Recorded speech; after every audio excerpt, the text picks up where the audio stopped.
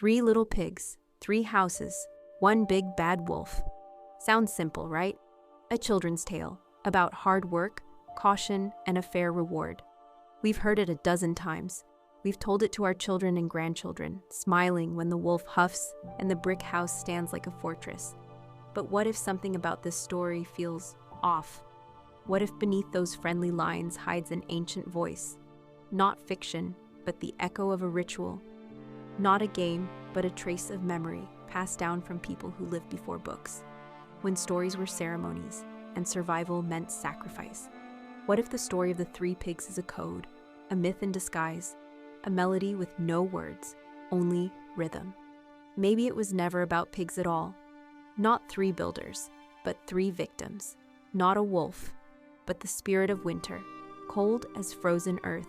Not houses, but altars, raised in vain, and not a lesson about work, but a warning about death. Long ago, houses weren't made for comfort. They were built to keep something out, something that came from the forest. They believed, if you don't make a sacrifice, the wolf will come. Not a silly cartoon wolf, a real one, black as night, with breath that could tear down anything. Back then, this wasn't a bedtime story. It was a message. We just forgot it. But the wolf didn't. From fairy tale to nightmare, this is how it really began. Once upon a time, there were 3 little pigs, or rather, 3 brothers, born in the same hut, nursed by the same mother. When it was time to part, she kissed each one on the snout, gave them her blessing, and let them go to find their fate. But she didn't tell them the most important thing. Winter was coming, and with it, something else. The first pig was cheerful, carefree, lazy. The world seemed big, but not dangerous. He found a clearing, grabbed some straw, bent a few twigs, and built himself a hut, light, fragile, but quick. By noon, he was lying in the grass, singing. But by evening, the wind came. A dark shadow stirred between the trees. The leaves trembled. There were no stars in the sky, only rustling and breath. "Little pig, let me in." He jumped, trembling, and hid under the straw. "No, I won't. Not by the hair on my chinny chin chin. Then I'll huff, and I'll puff, and I'll blow your house down." The wind turned into a storm. The straw flew into the air. The walls shattered. There was only darkness in his eyes and roaring in his ears. And then, silence. The pig was gone. The second pig was more careful, but not much wiser. He thought sticks were stronger. His house went up fast. It felt solid, at least during the day, but when night fell, that same voice returned. "Little pig, let me in." He barred the shutters, pressed against the wall. "No, I won't. Not by the hair on my chinny chin chin. Then I'll huff, and I'll puff, and I'll blow your house down." The branches cracked, splinters flew, screams were lost in the storm, and this house fell too. The third pig was different. He didn't rush, he didn't sing, he built, day by day, stone by stone. At first, his hands ached, then his bones. Then he understood. This was not just a house. It was a wall between him and the thing that came at night. When the wolf reached him, it was already dark. A shadow slid along the wall, like smoke. "Little pig," no reply, only the crackle of firewood. "Then I'll huff, and I'll puff." He huffed, he puffed, but the walls held. He raged, climbed the roof, slid down the chimney, but below, the pot was already boiling. Some say the wolf burned, others that he ran, but the oldest stories whisper, the wolf never dies. He only disappears until the next winter. Today we tell the story with smiles. Funny, harmless, the pigs survive. The wolf walks away, empty, a happy ending. But the ancient tale was different, harsher, honest. It wasn't about play, it was about survival. No second chances. A single mistake, and you were gone. And the wolf? He wasn't a character. He was a test, and an ancient warning. Winter is coming. Are you ready? A fairy tale from the fog of time. Where did these words come from? The phrase, "not by the hair on my chinny chin chin," sounds sweet today. Almost funny, but it wasn't written for children's books. It first appeared in print in 1886, when English folklorist James Orchard Halliwell included it in a collection of old nursery rhymes. Even then, scholars agreed. The tale of the three little pigs wasn't new. It was just the shadow of something much older. In those days, folklore was alive. It traveled with people, from campfire to campfire, from market square to monastery. Stories changed with the accent, the weather, the age. No one knew where a tale was born. No one could name the first person who told it. In the foggy moors of Dartmoor, in southwest England, the story was different. There were no pigs. There were three pixies, tiny swamp spirits, deceptively kind. And their enemy wasn't just a fox, but a soul hunter. A shifting presence that could wear any face, same structure, same rhythm, same breath of danger. In Italy, there were three geese. In Ireland, three brothers, each building a house before a demon or a wolf came to test its strength. In northern France, three shepherd boys. In Germany, three blacksmiths. Again and again, the same pattern appears. Three figures, three houses, three trials. Only one survives. Can that be a coincidence? The pattern is too persistent. Its roots, too deep. Folklorists call such stories archetypal. They repeat because they're etched into human memory. So if this story has echoed for thousands of years, maybe it holds something more than just a lesson about hard work. Maybe it carries something humanity refuses to forget, even when we change the names, the animals, the times. Maybe the story of the three little pigs isn't fiction, but the echo of a ritual, the shadow of a myth, passed through centuries. And maybe those words, "not by the hair on my chinny chin chin," weren't meant to be cute. Maybe they were a spell, a protection charm, spoken to keep out the one who comes from the forest. The law of three. Why does everything always happen in threes? Why do we hear this magic number again and again in fairy tales? Three heroes, three trials, three fates. Why not two? Why not five? Why always three, as if it's woven into the fabric of the story world itself? Think about it. Three bears, father, mother, baby. The three billy goats, gruff, from weakest to strongest. Three tests in nearly every classic tale. Even in the Russian story of the Firebird, it's always three brothers who set off. And only the youngest, the one mocked and overlooked, reaches the end, faces the fear, stays loyal, and earns the reward. Coincidence? Hardly. More likely, a forgotten code. A meaning passed down through generations, even if the carriers of that meaning are long buried in the earth. In many cultures, the number three was sacred. For Christians, the Trinity. For the Slavs, the three realms, the seen, the unseen, and the true. For the Norse, the three roots of Yggdrasil. For Hindus, Brahma, Vishnu, and Shiva. In pagan traditions, the maiden, the mother, and the crone. Three faces of the goddess, three phases of the moon, three gates of fate. In fairy tales, it's simple. The first hero fails. The second repeats the mistake, slightly different. The third learns. He doesn't just win. He carries the memory of those who fell before. He is the symbol of growth, of succession. He is the one who walks through chaos and survives. This pattern isn't just a literary device, it's a ritual. Repetition as initiation. First, the fall. Second, the test.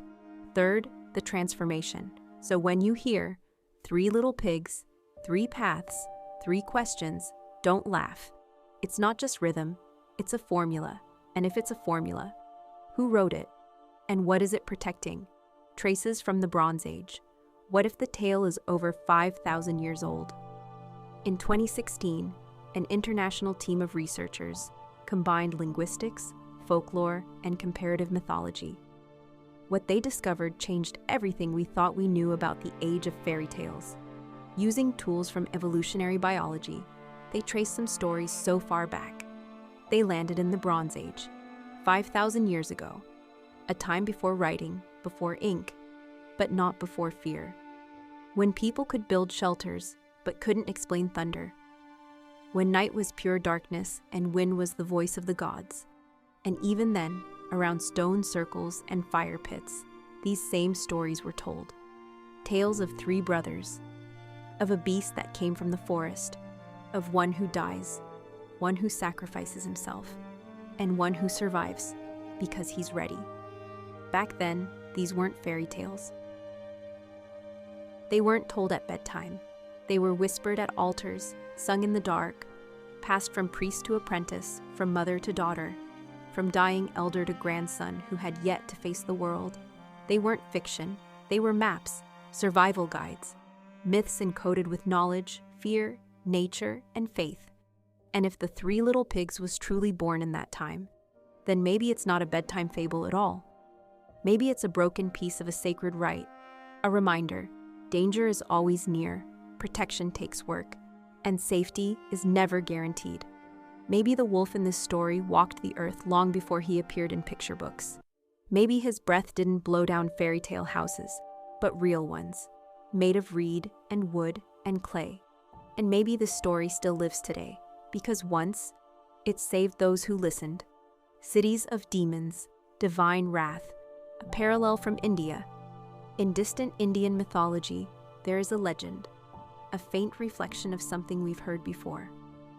It speaks of three demon brothers, proud, powerful, ambitious. They dared to challenge the gods themselves. Their names are lost to time, but their story remains. The tale of Tripura. The three cities, each brother built a city, not just a fortress, a world. The first, made of iron, solid, dark, cold, unmoving. The second, made of silver, shining like the moon, reflecting light, but holding none of its own. The third, made of gold, radiant, magnificent, floating high in the sky. Three cities. Three levels of power, three steps from earth to heaven. The demons believed they were invincible. Their cities moved through the cosmos, aligning once every 1,000 years. In that moment, they became one, whole, eternal, indestructible. But even eternity offends the gods. So the gods turned to Shiva, the destroyer and renewer, the one who ends what must end. Shiva waited, then raised his bow, drew a single flaming arrow, and released it. At the precise moment when the cities aligned, the fire pierced them all. Iron melted, silver dimmed, gold turned to ash. All three were gone. Not one survived. A coincidence? Or the same formula we hear in fairy tales? Three builders, three materials, three levels of strength, and one final trial that destroys them all. It seems the ancients knew something we've forgotten. Each of these myths hides the same law. No fortress lasts forever. Not straw, not wood, not even stone or gold. Everything can fall when faced with the one who breathes fire. So maybe the wolf in the story, the one who huffs and puffs, isn't a beast at all. Maybe he's Shiva, the ancient force of destruction, bringing balance to the world. Three brothers build the world. Where do the tales of builders come from? Not every story about a trio ends in destruction. Some are just the beginning. Alongside the fairy tales of fragile houses and hungry beasts, there's another kind of story, one where three brothers are not victims, but creators. Not waiting to be attacked, but shaping the world itself. In Norse mythology, there are three brothers, Odin, Vili, and Ve. They don't run from the monster, they become gods. Together they defeat Ymir, the first giant, the embodiment of chaos and raw matter. But they don't simply kill him, they take him apart, like builders dismantling an old house to raise a new one. From Ymir's blood come the seas, from his bones, the mountains. His skull becomes the sky. His hair turns into forests, his teeth into stones, and his brain into clouds. This is not war. This is the transformation of chaos into order. And the world is made from a sacrifice, the body of the first being, created by three brothers. But this idea didn't start in the north. It goes much deeper. In reconstructed ancient Indo-European mythology, there's another triad, Manu, Yemo, and Trito. It's an archetype. The first is the lawgiver. The second, the one who is sacrificed. The third, the hero. Manu is mind, structure, will. Yemo is his twin, the one he must kill to shape the world from his body. And Trito is the one who later battles the monster to restore balance. And what is that monster? Sometimes it's a serpent, the symbol of chaos. Sometimes it's a wolf, the one who devours light, tears down houses, brings disorder. Sometimes it swallows the sun, like in Ragnarok. Sometimes it's not even a creature, just wind, destruction, breath. Not a beast, but a cosmic threat. And always, the third brother must face it. So here's the turn. In the story of the three little pigs, two are lost, and one survives by building the strongest house. Isn't that the same ancient pattern? The first vanishes, the second is sacrificed, the third creates. He doesn't just survive, he brings back order, but only through labor, knowledge, and patience. Just like the pig with the brick house. Maybe this tale was never about laziness. Maybe it's about something much older, a truth we still carry, that one of us someday must become the third brother, and not just survive, but rebuild the world after the wolf's breath has blown it apart. Why pigs, and why the wolf? At first glance, the choice seems obvious. A piglet is small, harmless, an easy target for a predator. But in the ancient world, pigs were anything but funny. They were sacred. In ancient Greece, the pig was the animal of Demeter, goddess of the earth, and her daughter Persephone, queen of the underworld. At the Thesmophoria festival, celebrated only by women, piglets were sacrificed, young, fat, symbols of fertility and rebirth. Their bodies were thrown into deep pits, buried with grain, and left to rot. Months later, the remains were retrieved, mixed with seeds, and returned to the fields. The earth was fed with death, so it could return life. This wasn't just a ritual. It was a prayer for survival. To die, so something else could grow. To give one thing in order to receive another. And if you think about it, the structure of that ritual closely mirrors the plot of the story. The piglets build their houses. They prepare for winter, for the coming of a destructive force. They don't know who will survive and who will be sacrificed. It's almost priestly, a reenactment of a sacred rite, where one must fall so the others may be saved. Archaeologists have confirmed it. Traces of these rituals are scattered across Europe. In Glucksburg, Germany, they found a sacrificial pit with pig bones, charred grain, and human remains, an offering possibly made for fertility. Near Mycenae in Greece, they uncovered tiny pig skeletons buried with amphorae and oil jars, gifts to the gods below. In Scandinavia, wild boar bones were found arranged in sacred stone circles.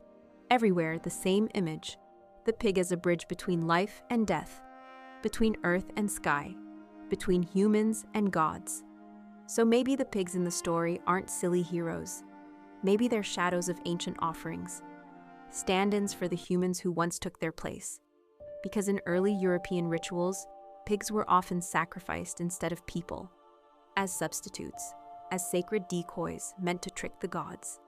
Then the story loses its innocence. It's no longer just a game, it's memory. A memory of the time when, to survive the winter, death had to be appeased. And here he comes, the wolf.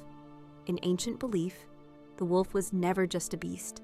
He was a messenger between worlds, a herald of winter. A symbol of storm, hunger, and cold breath. His huffing wasn't just a threat, it was the wind. The force that rips off roofs, shatters trees, and ends those who aren't prepared. He doesn't come because he's cruel. He comes because that is his role, to test you, to see if your house can hold. So maybe the story of the three little pigs isn't for children at all. Maybe it's an ancient conversation between humanity and nature, between sacrifice and trial, between death and rebirth. And maybe the wolf was never the villain. Maybe he is winter itself, a god who comes year after year, to huff, to puff, and to see whose house is built on stone, and whose is still made of straw. The wolf is the breath of winter, or the spirit of destruction? The wolf in the story is a strange creature. He doesn't bite, he doesn't growl, he doesn't leave claw marks or teeth marks. He doesn't attack, he breathes, he speaks, and with a breath, he blows the house down, as if wind is his weapon, as if he is the wind. Is it just a dramatic image, or an ancient symbol, so old we no longer understand it, but still repeat it like a spell? In many cultures, breath means life, but in this tale, the wolf's breath brings death. It is not flesh and fangs. It is storm, element, force, something far more powerful than an animal. He's no longer a beast. He is something beyond. And here, a strange parallel appears. Across Britain in Bronze Age and early Iron Age settlements, archaeologists found something odd. Well-built wooden houses, no signs of battle, no violence, but burned to the ground by the people who lived in them, deliberately, calmly, without panic. Fire, used not in war, but in ritual. Why? Scholars believe it was a sacrifice, a farewell to the past, a way to mark the end of a cycle, maybe even a form of protection from winter, from chaos. If destruction was inevitable, better to bring it yourself. So the house became an offering, the fire, a cleansing, not because the home was bad, but because everything that exists must one day return to earth, to the elements, so it can rise again. And now the fairy tale sounds different. The wolf who huffs and puffs isn't just an attacker. He is the moment of winter's arrival, the threshold where the old must vanish, so the new can grow.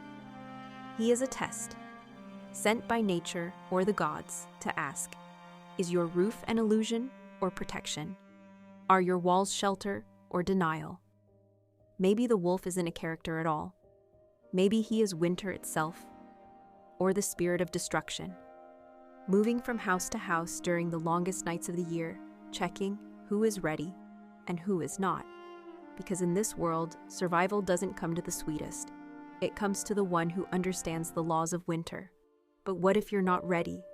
What if you laughed at the first cold wind, shrugged off the creaking shutters, told yourself the storm was just a story to scare children?